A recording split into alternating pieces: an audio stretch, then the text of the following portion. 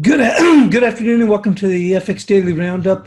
And we are seeing some significant moves like in gold and as well in crude oil, and here also in the dollar yen.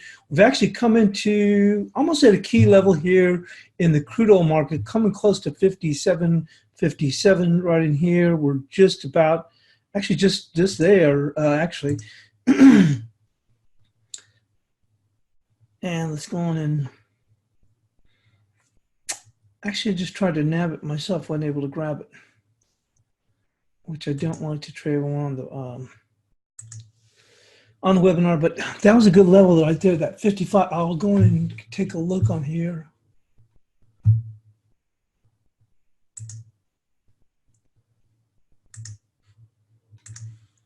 You can see right here, right there, coming in right there, 55, 56. Just got there a little bit too quick. I didn't have it. Actually, I was looking, really, we'd been talking about around 70. And that's a pretty good little level there at 70. It's key on this 2-hour chart, also our 30-minute.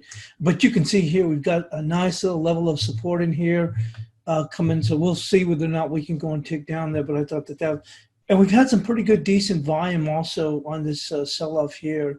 I always have to be a little bit careful because like I said, we did see this with the gold on Friday. But once again, we were looking at this morning, we were talking about key levels were going to be 56.90 and 57.15 and 57.33. 57.15 is actually, let's see if we can roll this to the daily. You see here, 57.15 is right there, that key level. There you go, which is also the 50% on the way back. Okay, but we really came, looked like the market really started to, actually we have crude oil now at 57.71. Yeah, I saw that.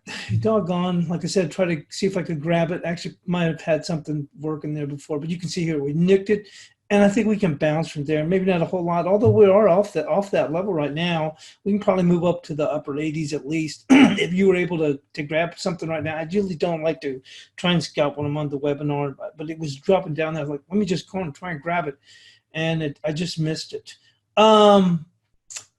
Let's go on and move into the yeah, we're at 55.81 now. I mean, we're looking on the CFD, but the futures are at 55.80 right now. Let's move into the dollar yen.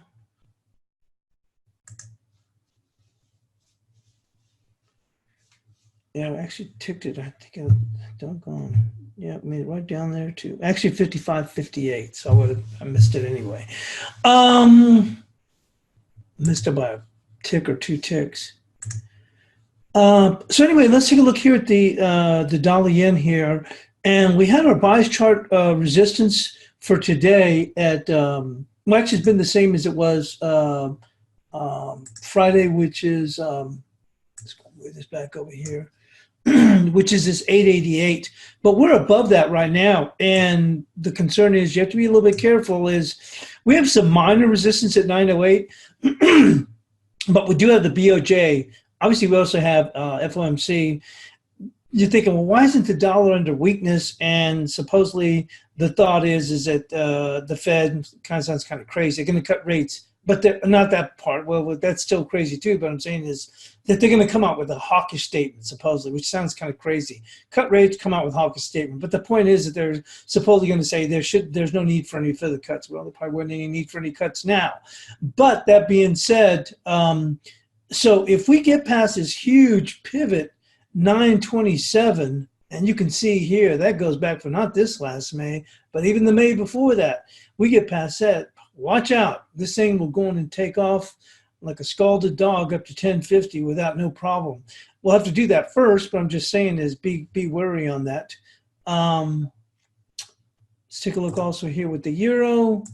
Euro has pared back just a bit. I mean, we'll kind of hold that 38%, but if you looked at it on the 5-minute chart, you can see here we had a little gravestone doji this morning.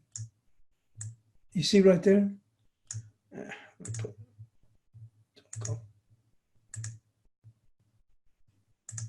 we go. So you can see this morning we had a nice little, I don't know what, the wick's not that long, you can say shooting star, but you know, maybe it's a hair bit longer for a gravestone doji, but you can see we dip back. And if you look here, look at this resistance here. You see this level come across? That's right. Let me pull this back. You can see this where the market came right across, rallied up to it, rolled back down. If we can close probably 2 consecutive closes above this area, which is 1096, we could probably start to work a little bit higher. One thing that will help the euro, let's move into that.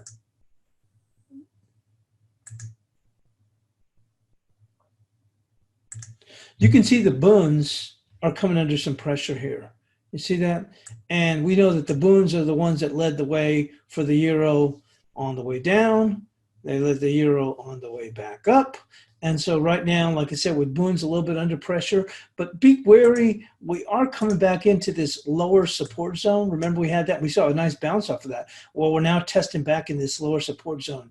You know, it'd be pretty hard for it to break. If we were to get below that, boy, the wheels really would come off the caboose on the bunds. But you can see here, we had addressed this, what was about 3 weeks ago when we were right there. And I was talking about, well, be careful we get past this pink line where, you know, and at the time the euro was at 980 and the rest is history.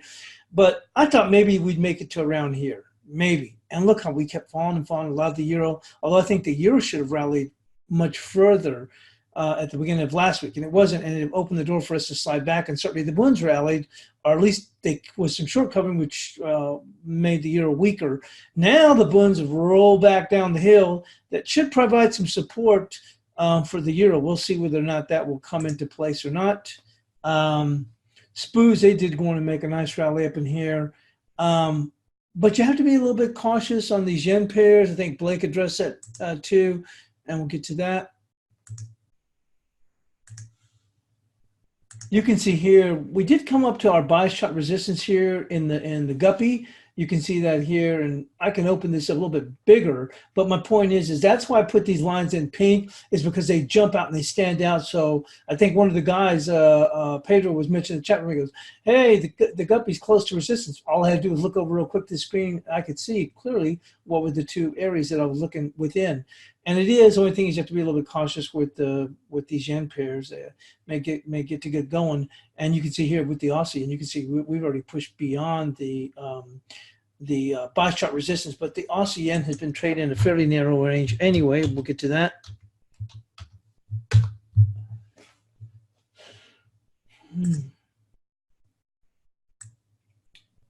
You can see that we've been trading real super tight range. I mean, here's the lower end of the buy chart support, but we've been trading here and we're just eking a little bit over that for right now.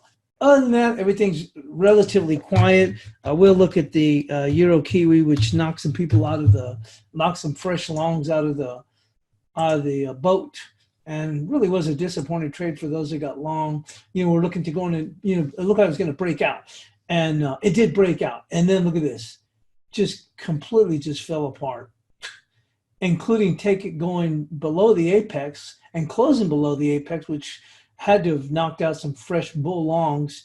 We go down here. We did hit the 73.09, and we're just getting a little bit of short covering. But this is coming in right into resistance right here, 75.03. I think we even have that marked off right here. Let me see.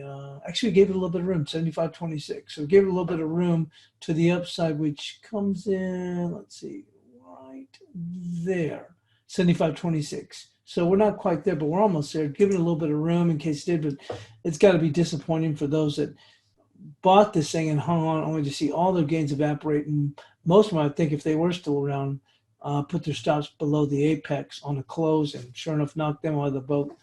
And here we are rallying, so it's the old adding insult to injury. Canadian yen is rallying here. It's not a currency I follow really ever. I think a couple of times people have asked me about it. I put something in here, but prefer just to move into the dollar CAD, and let's go to that.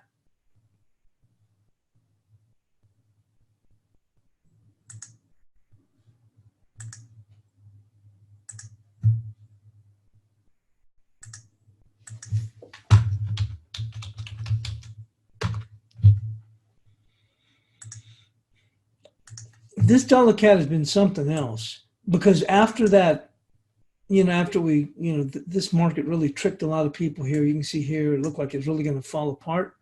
You see here, and then it turns around and reverses real hard, but then can't take out the 33.36. And then eventually this market rolled over and we continued to push lower. I thought, okay, when we got past 31, I'm thinking we had bias chart support at 30.89. Okay, there you can see it right here. Oh yeah, it's going to hold and we'll get a rally, blah, blah, blah.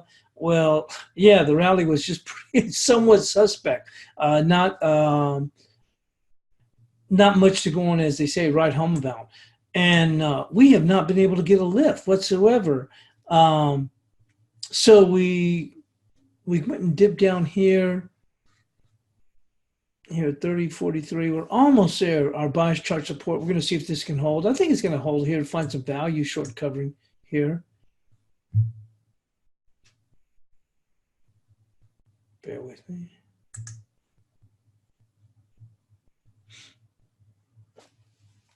And dollar peso, well, not bad again. Here's our bias chart support that we had, 1902, and the low for today is 1902. And last week we had 1908, and it took it out by about two tenths of a pip or something like that. Anyway, I think the low was 1907.8. But remember, we've been bearish on this dollar peso. I haven't done anything with it. I was just looking at it.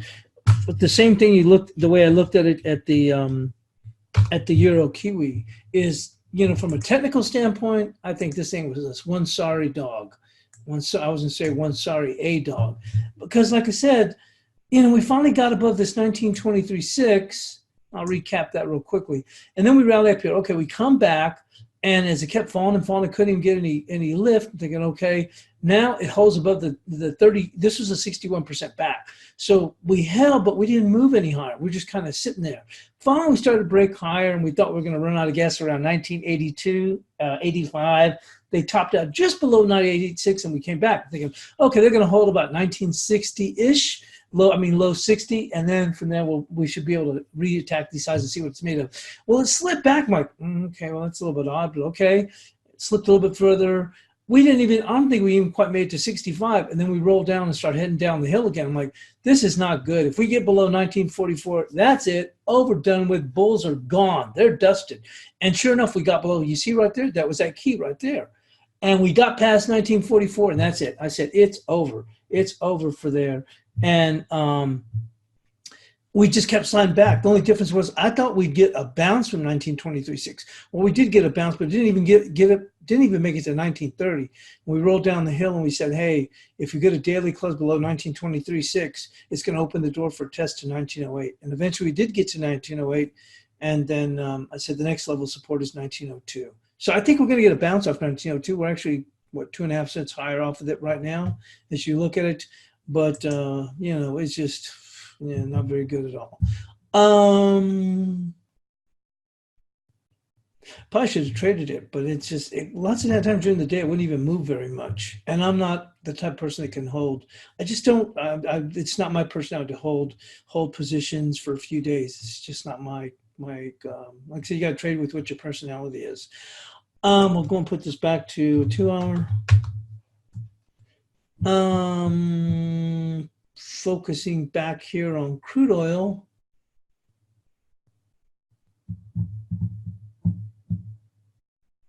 Well, actually, right before we do that, we'll go and jump into the gold. Well, the wheels really came off the caboose. If you were following us here, if you remember here with ForexAnalytix and also on the European crossover webinar, in the European crossover webinar on Friday, I talked about resistance here at 1509. Actually, I think it's 1508 here in the spot. And I go, but don't try and step in the way of this thing. I think this thing can make it up to 1516. Well, sure enough, it sure as heck made it right there. We took it out, and I actually scalped short against this, but I didn't hang on. And then, of course, the rest is history. The wheels really came off the caboose. And this morning, boy, did they really come under some kind of pressure. Taking out, I had some support here at, I think it's 1497-ish or something like that. I don't know if that might have been the futures, but the thing is, wow, it went through that and just kept on. Fortunately, I had actually tried to work a limit around there before it got down there. I think it was, and it missed it. I think it missed it by about 60 cents or something. So I removed it, and then I left and I came back, and wow, I couldn't believe it. We just blew right through there, and we have really just come under some kind of pressure. I guess we're right into the middle of this apex right here, I guess. Crude oil. The key things about crude oil, and this morning I did post it twice in the chat room. The key levels to looking at were 56.90 and 57.15, and I had 57.33. The set 57.15, you can see that that's a good strong level here, and 50%. When we look on the 2 hour, you can see the 56.90 I had in there. But once we got up there, it quickly ran out of gas, and we start to see the volume start to pick up in there. Bear with me. And what we can do is we'll go in and move into the crude oil. A little bit closer look.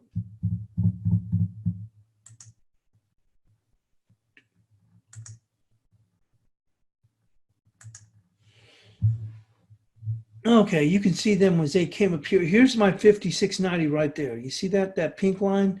And let me see if I can open this up. It's on a 5-minute.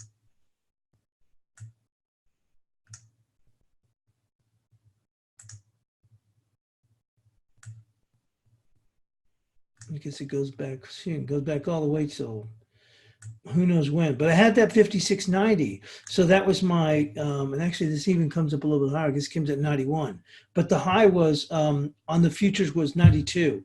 So we did run out of gas there, and then we saw a dip, and then we can see here where the market was just sitting here, sitting down here, doing a bunch of anything. And just right when I was coming on the webinar, we saw the wheels come off the caboose. It looks like here we dipped much further, but if you look on the futures on the D's, the D's only got to, I've got 55.58. So I was trying to work a limit at 50. I actually jumped in real quick trying to work a limit at 57. Obviously, I didn't get filled. I thought I might have missed it, whatever, but I mean, it didn't even quite get to me. I missed it by, was it 2 ticks or 1 tick?